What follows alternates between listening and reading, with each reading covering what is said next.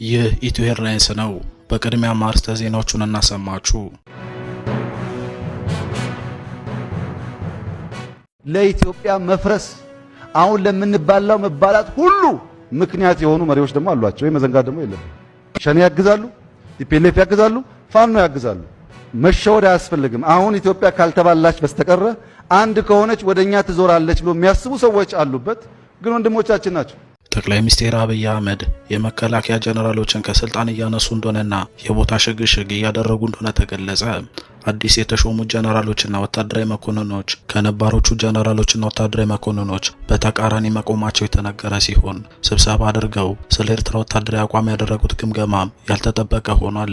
አዲስ የተሾሙ ጀነራሎች ኤርትራ ከወትሮ የተለየ ወታደራዊ እንቅስቃሴ እያሳየች ነው፣ አጥራቸውንና ድንበራቸውን በደንብ አጥሯል ሲሉም ያደረጉት ግምገማ ድንጋጤን እንደፈጠረ ተገልጿል።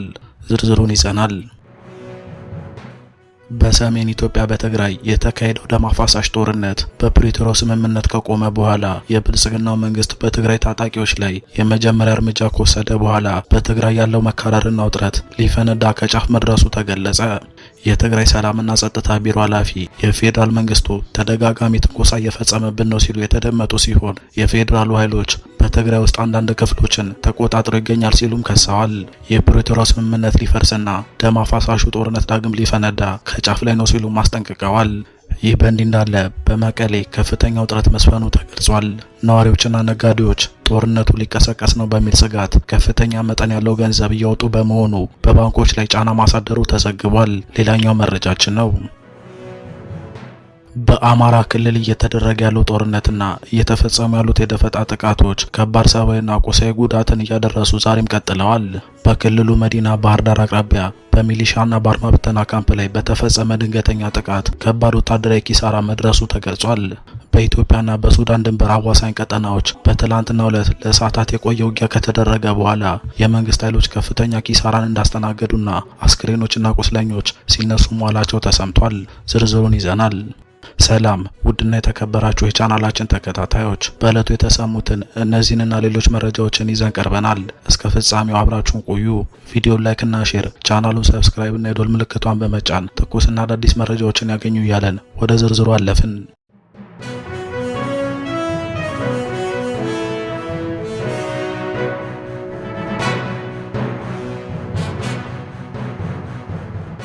በመጀመሪያም ጠቅላይ ሚኒስትር አብይ አህመድ የመከላከያ ጀነራሎችን ከስልጣን እያነሱ እንደሆነና የቦታ ሽግሽግ እያደረጉ እንደሆነ ተገለጸ።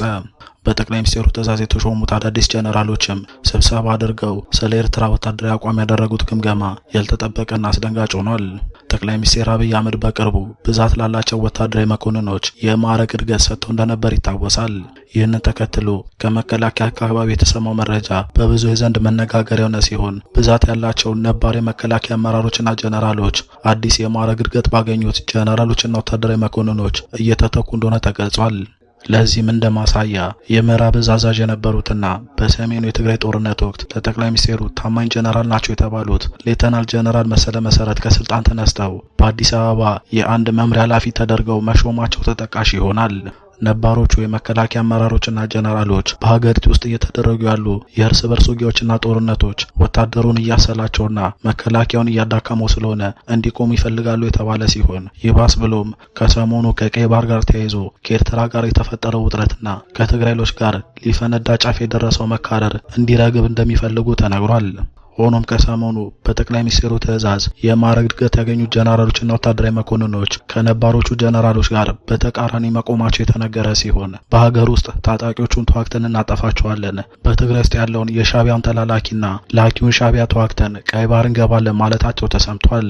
እነዚህ ከሰሞኑ ማዕረግና ሹመት ያገኙት ጀነራሎች የኤርትራን ወታደራዊ ቁመና ለመገምገም ስብሰባ አድርገው እንደነበር የተገለጸ ሲሆን በግምገማው ላይ የተነሱት ነጥቦች ያልተጠበቁና አስደንጋጭ እንደሆኑ ተነግሯል። ከዚህ በፊት ጠቅላይ ሚኒስትር አብይ አህመድ በተገኙበትና በቤተ መንግስት በተካሄደ ስብሰባ ላይ የኤርትራን ወታደራዊ ቁመና በተመለከተ የተደረገው ግምገማ የኤርትራ ሰራዊት ቁጥር ትንሽ እንደሆነ፣ ተዋጊዎቹም ወጣቱ ተሰዶ ስላለቀ የሽማግሌ ስብስብ መሆኑ፣ የተሻለ ቁመና ያለው ሜካናይዝድ ኃይሉ እንደሆነና ይህም በቀላሉ በታጠቅነው ድሮን ማጥፋት ይቻላል የሚል መሆኑ መዘገቡ ይታወሳል።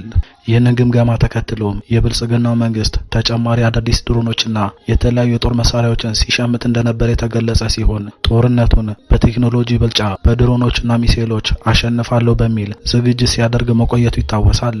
ከሰሞኑ ማዕረግ ያገኙት ወታደራዊ መኮንኖች ያደረጉት ግምገማ ከዚህ በፊት ከተካሄዱ ግምገማዎች ለየት ያለና ያልተጠበቀ ነበር ያሉት የመከላከያ ምንጮቹ በነበረው ግምገማ ላይም ኤርትራ ከወትሮ የተለየ ወታደራዊ እንቅስቃሴ እያሳየች ነው። እኛ ዝግጅት ስናደርግ እነሱም አብረው ዝግጅት ሲያደርጉ ነበር። አሁን ላይ አጥራቸውን በቴክኖሎጂ አጥሯል ሲሉ መገምገማቸው ተገልጿል። በተጨማሪም የኤርትራ መከላከያ ኃይል እኛ ስንሸምተው የነበረውን አይነት ሚሳኤል ገዝተው ታጥቀዋል። ድሮኖችንም ገዝተው ለውጊያ ዝግጅት አድርገዋል። ምናልባት የቁጥር ልዩነት ሊሆን ይችላል እንጂ እኛ የታጠቅነውን እነሱም ታጥቀዋል በሚል መገምገማቸው ተነግሯል።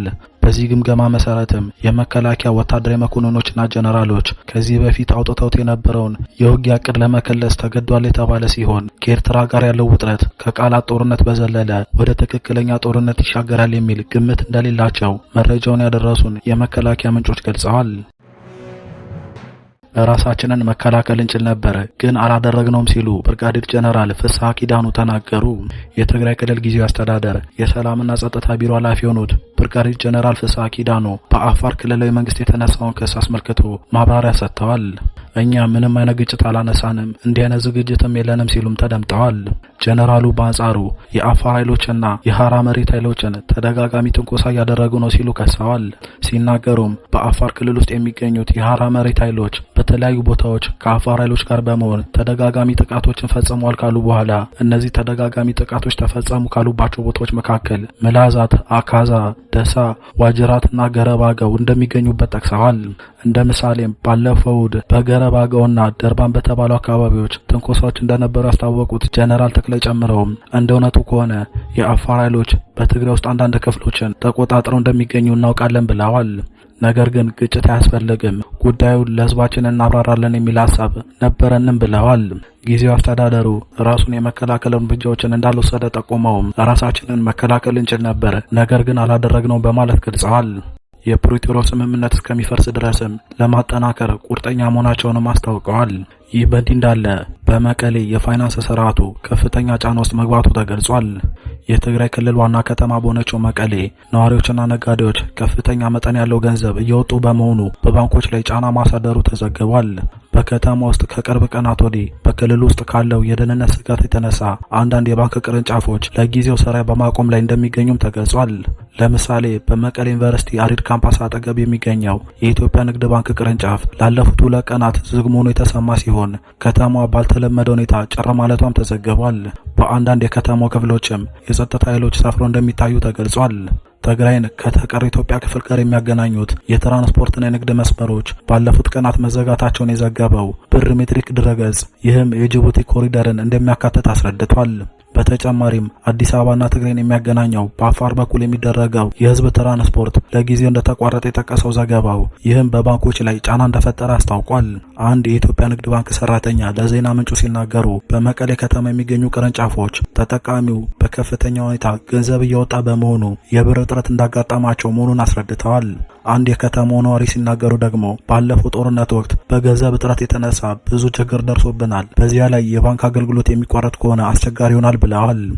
ሌላኛው ነዋሪ በበኩላቸው እኛ ያለውን ወቅታዊ ሁኔታ በንቃት እየተከታተልን ነው፣ ከባንኮች ገንዘብ የማውጣት ችግር እንዳይገጥመን ስጋት አለኝ በማለት ተናግረዋል። በመጨረሻም በአማራ ክልል እየተደረገ ያለው ጦርነትና እየተፈጸሙ ያሉት የደፈጣ ጥቃቶች ከባድ ሰብአዊና ቁሳዊ ጉዳትን እያደረሱ ዛሬም ቀጥለዋል። በክልሉ መዲና ባህር ዳር አቅራቢያ በመራዊ ከተማ በሚሊሻና በአድማ ብተና ካምፕ ላይ በተፈጸመ ድንገተኛ ጥቃት ከባድ ወታደራዊ ኪሳራ መድረሱ የተገለጸ ሲሆን የፋኖ ኃይሎች ወደ ከተማዋ ዘልቀው በመግባት በፈጸሙት ድንገተኛ ጥቃትም በርካታ የሚሊሻና የአድማ ብተና አባላት ሕይወታቸው እንዳለፈ የተነገረ ሲሆን የተረፉት በአቅራቢያው ወደሚገኘው የመከላከያ ካምፕ እንዲገቡ መደረጋቸው ተሰምቷል። በምዕራብ ጎንደር መተማ በኢትዮ ሱዳን ድንበር አዋሳኝ ቀጠናዎች በትላንትናው ዕለት ለ3 ሰዓታት የቆየ ውጊያ መደረጉን የአካባቢው የመረጃ ምንጮች የገለጹ ሲሆን በነበረው ውጊያም የመንግስት ኃይሎች ከፍተኛ ኪሳራ እንዳስተናገዱና አስክሬኖችና ቁስለኞች ሲነሱ መመልከታቸውን አክለው ገልጸዋል። የብልጽግናው መንግስት ከሰሞኑ በክልሉ የተለያዩ አካባቢዎች አርሶ አደሮችን መሳሪያዎችንና ትጥቃቸውን ተፈታላችሁ በማለት እያዋከባቸው እንደሆነ የተገለጸ ሲሆን ከዚሁ ጋር ተያይዞ በጎንደር ዳባት ትጥቃችሁንና መሳሪያዎችን ትፈታላችሁ፣ ካልፈታችሁ እርምጃ ይወሰድባችኋል የተባሉ አርሶ አደሮች ትጥቃችንን አንፈታም ብለው ወደ ጫካ መሸሻቸው ተሰምቷል። ከሰሞኑ በጎንደር ቀጠና ከ300 በላይ አርሶ አደሮች በአንድ ሳምንት ውስጥ ብቻ በመንግስት የጸጥታ ኃይሎች ትጥቃቸውንና መሳሪያዎቻቸውን መቀማታቸው የተነገረ ሲሆን ይህም የሆነው በተለያዩ መደራደሪያዎችና የቤተሰብ አባላትን እንደ መያዣነት ተጠቅሞ እንደሆነ ተሰምቷል። ይህ የብልጽግናው መንግስት ትዕዛዝና የመንግስት የጸጥታ ኃይሎች እየፈጸሙት ያለው ድርጊት በአካባቢው ማህበረሰብ ዘንድ ቁጣን እንደፈጠረ የተገለጸ ሲሆን ትጥቃን ፈታም መሳሪያን አስረክብም ያሉ በርካታ አርሶ አደሮች ትጥቃቸውን ይዘው ወደ ጫካ መሸሻቸው ተገልጿል። ክቡራን ተመልካቾች ለአሁን ያዘጋጀናቸው መረጃዎች በዚህ ያበቁ። ቪዲዮ ላይክ እና ሼር፣ ቻናሉ ሰብስክራይብ እና የደወል ምልክቷን በመጫን ትኩስና አዳዲስ መረጃዎችን ያገኙ እያልን ተሰናበትን።